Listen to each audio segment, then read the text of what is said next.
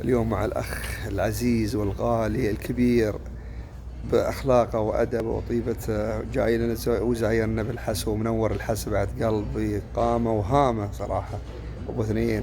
ونعم والله وأكرم. عليك زود. بيض الله وجهك، الله يرحمه وبنجابكم من ربتك والله. ووالديك اي والله شرفت يا الحسا رب. وانستنا وباركتها الله يبارك في عمرك وحلت البركه علينا. يا حبيبي. فديت على السبيع والله اللي انت منها. يا حبيبي. شيخ من شيوخها والله ونعم. الله يسعدك. فديت راسك والله يا الله يسعدك. ابو غيور. الله يسعدك. الله يزول الهم والغم عن قلبك. يا حبيبي. اعز من يجينا ويشرفنا طال عمرك. على راسي ايش رايك في الحسا؟